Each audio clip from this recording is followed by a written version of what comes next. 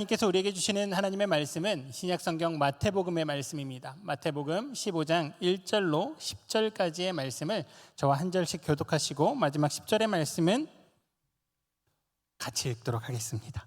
제가 먼저 보겠습니다. 그때 바리새인과 서기관들이 예루살렘으로부터 예수께 나와 이르되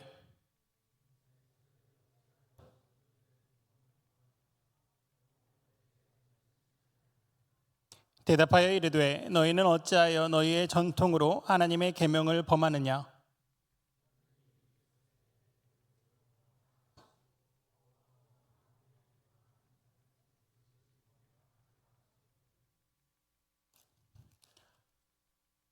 너희는 이르되 누구든지 아버지에게나 어머니에게 말하기를 내가 드려 유익하게 할 것이 하나님께 드림이 되었다고 하기만 하면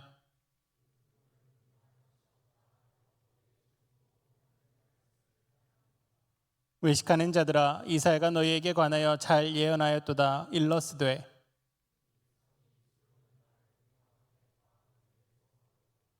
사람의 계명으로 교훈을 삼아 가르치니 나를 헛되이 경배하는도다 하였느니라 하시고 무리를 불러 이르시되 듣고 깨달으라. 아멘. 오늘도 하나님의 성전 가운데 나오신 우리 모든 청년들에게 하나님의 크신 사랑과 은혜가 가득하시기를 간절히 바랍니다. 어제는 광고 드렸던 것처럼 새 교회, 양평동교회, 영도교회 그리고 우리 한영교회가 모여서 함께 한마음 체육대회를 진행하였습니다. 수고하신 우리 임원들 그리고 협력해 주신 우리 모든 청년들, 함께 기도로 후원해 주신 우리 부장님과 우리 모든 교회 어른들께 다시 한번 감사드립니다. 이번에 함께하지 못한 청년들은 다음에 또 기회가 있을 때는 꼭 함께하여서 그 기쁨을 나누는 시간이 되었으면 좋겠습니다. 혹시 지난주 담임 목사님과 함께 나눴던 말씀 기억하십니까?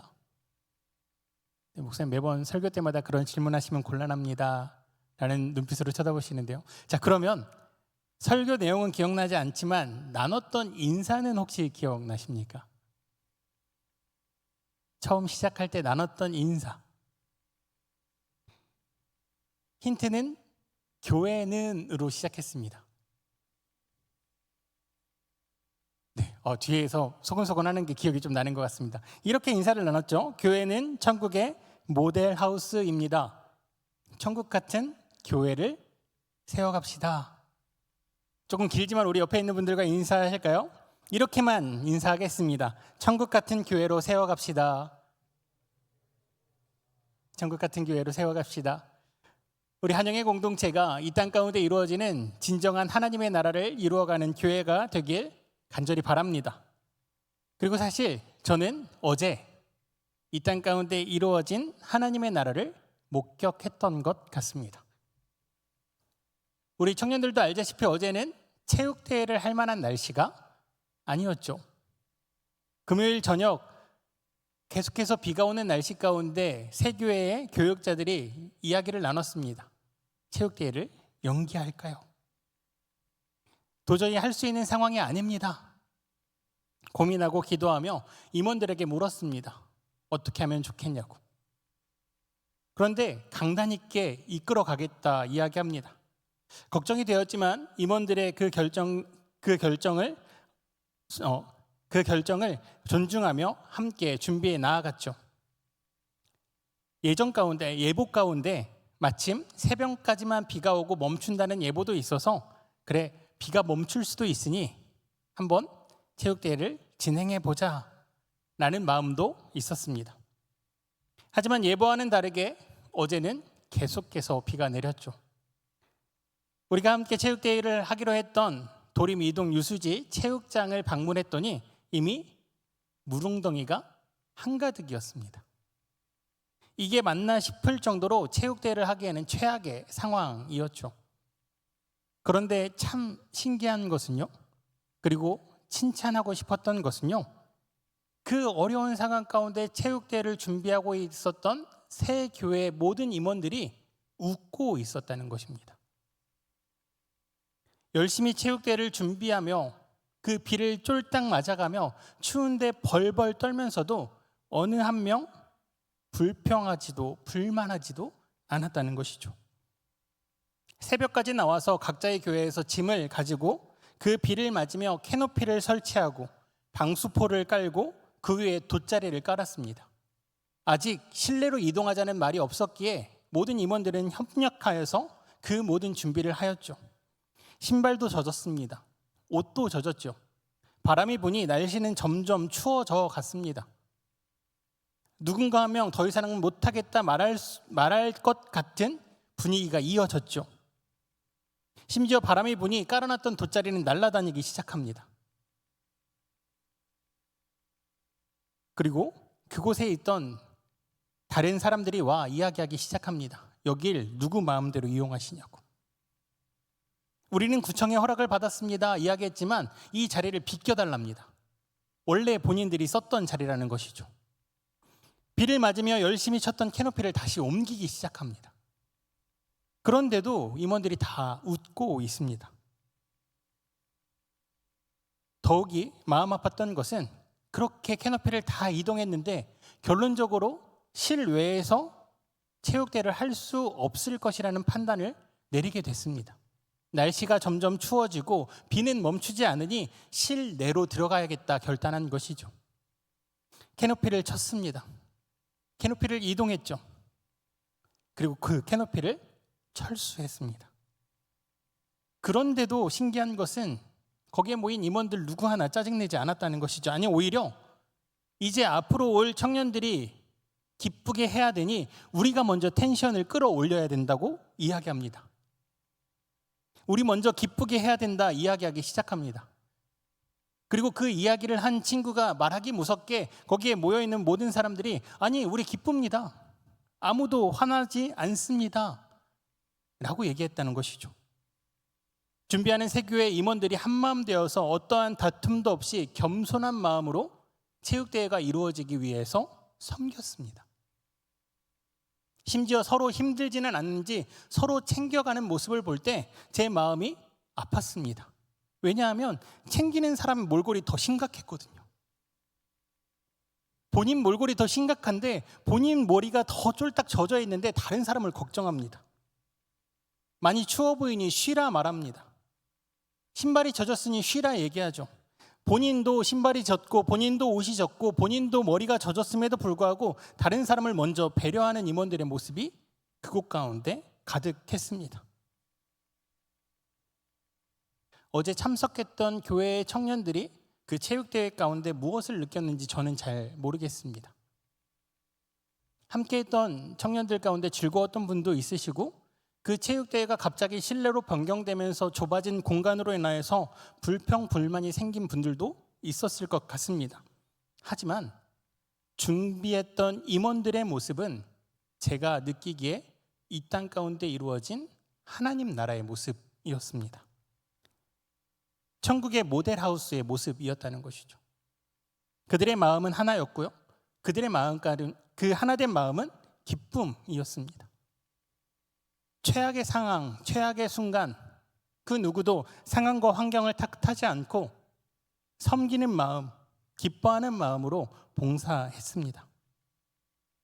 상황과 환경이 그들의 마음을 꺾을 수 없었다는 것이죠. 일체 유심조라는 말이 있습니다. 모든 것은 마음이 지어낸다라는 말의 뜻이죠. 쉽게 말씀드리면 마음먹기에 따라 달라진다는 것입니다.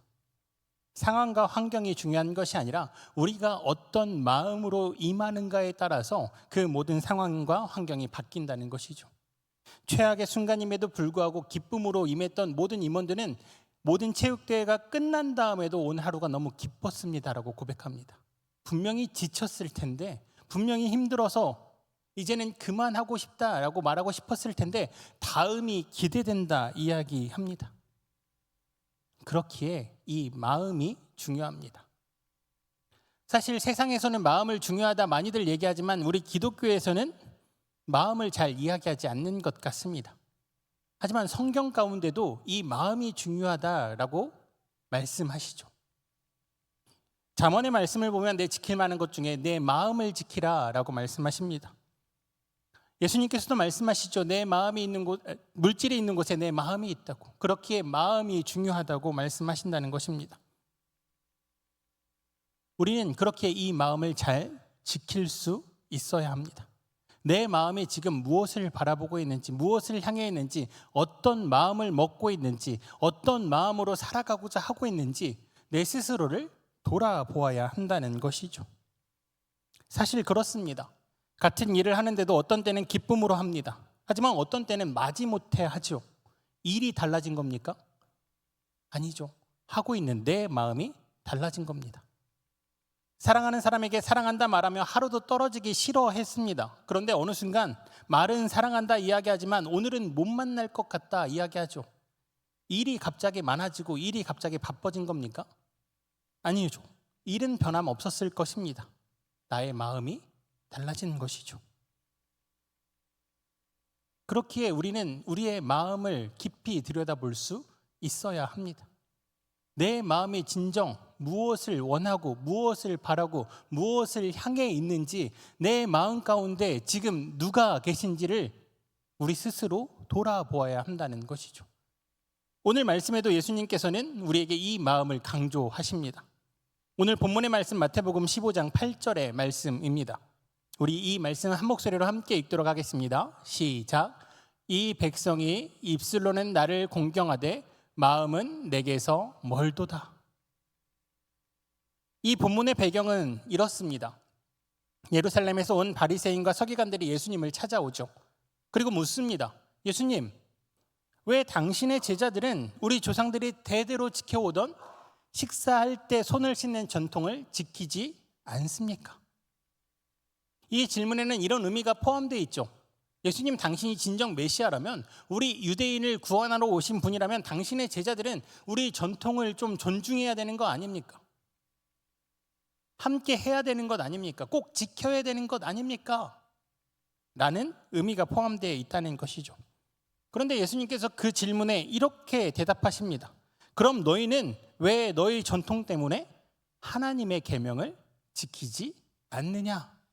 라고 물으신다는 것이죠. 바리새인과 서기관들이 당황했을 것입니다. 당신의 제자들이 전통을 깨고 손을 안 씻고 밥을 먹습니다 라고 질문했는데 갑자기 바리새인과 서기관들이 하나님의 계명을 지키지 않는다라고 말하니 바리새인들이 당황할 만하죠. 우리가 언제 하나님의 계명을 지키지 않았습니까? 라고 반문할 정도의 의문이 생겼을 것입니다. 그런 의문을 아시는 듯이 예수님께서 말씀을 이어가십니다.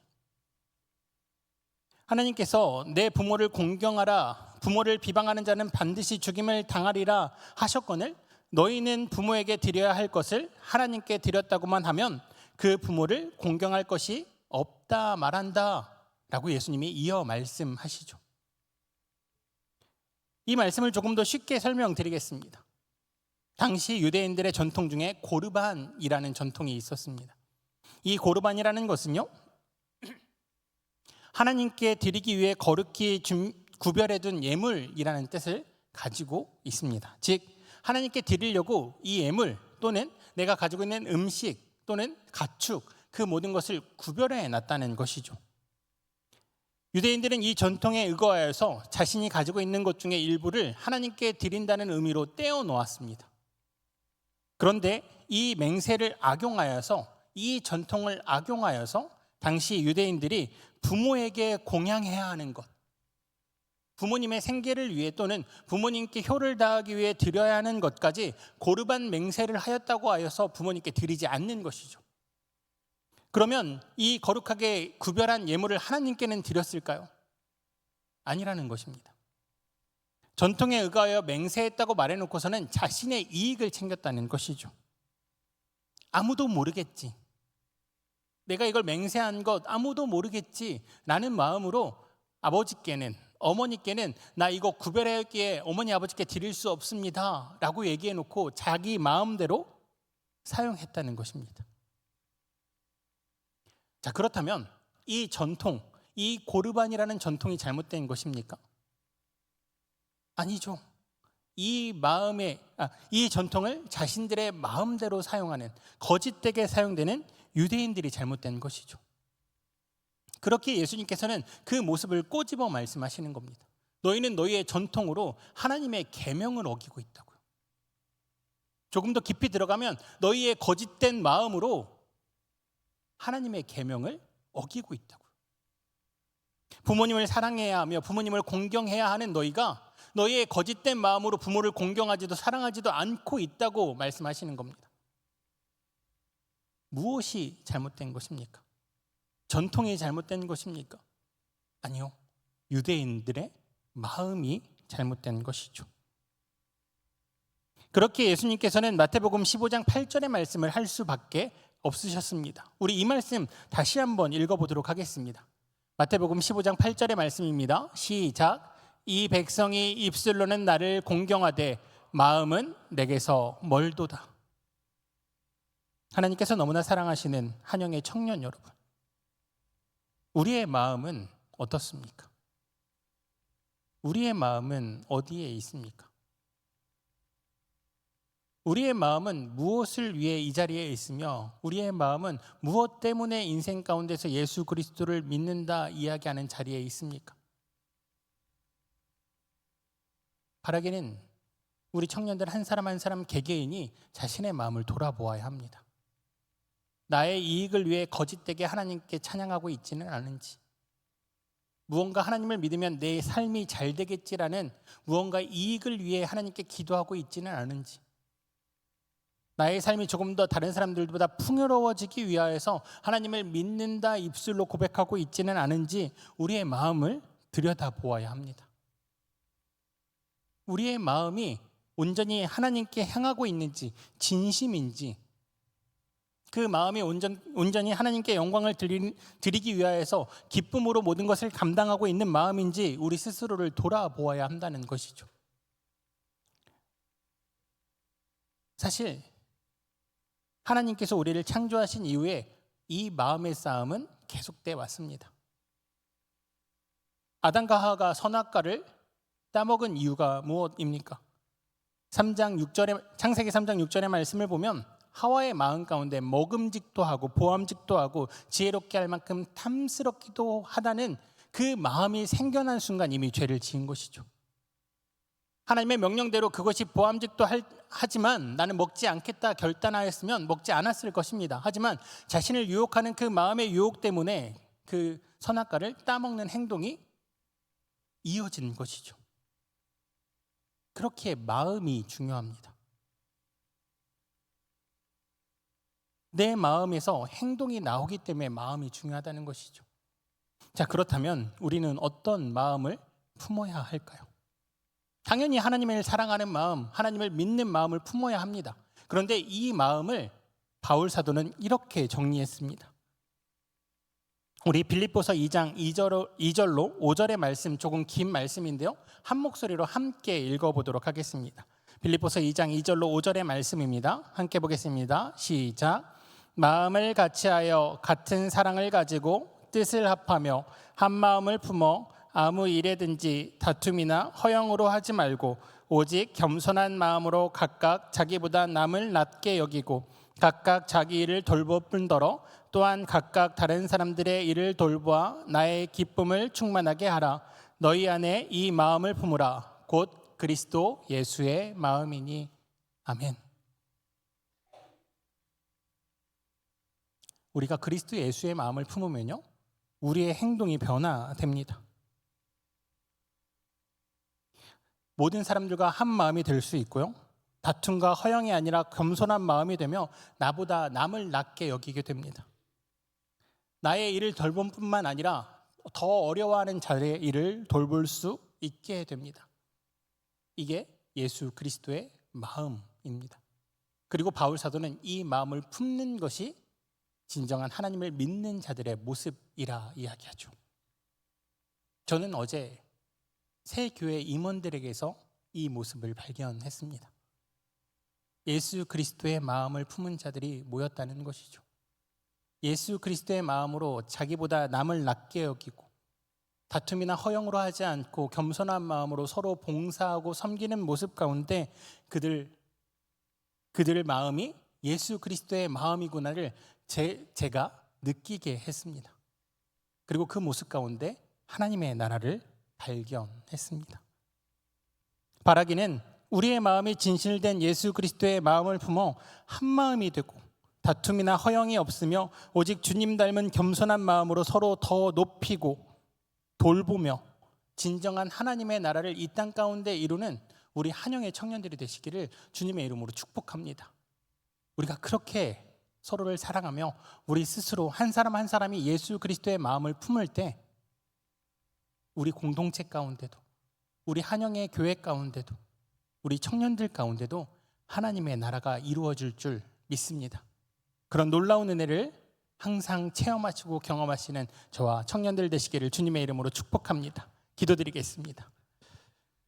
사랑과 은혜가 충만하신 하나님 아버지, 우리가 예수 그리스도의 마음을 품어 서로를 더욱더 사랑하고 진실된 마음으로, 거짓 없는 마음으로 주님만을 바라보고 나아가는 한영의 공동체 되길 원하오니 주님, 우리에게 그 예수 그리스도의 마음을 허락하여 주시옵소서. 그 마음을 품고 하나님, 우리의 공동체를 섬기며 서로 배려하며 상황과 환경을 원망하는 자들이 아니라 하나님 감사하고 기뻐하는 자들이 될 수 있도록 주님, 우리 한영의 공동체 한 사람 한 사람의 마음을 예수 그리스도의 마음으로 충만하게 하여 주시옵소서. 그리하여서 이 땅 가운데 이루어지는 하나님의 나라를 경험하고 체험하는 놀라운 은혜의 역사를 우리 가운데 허락하여 주시옵소서. 주님께서 우리 가운데 그러한 놀라운 은혜를 허락하여 주실 줄 믿사오며 사랑이 많으신 예수 그리스도의 이름으로 기도드리옵나이다. 아멘.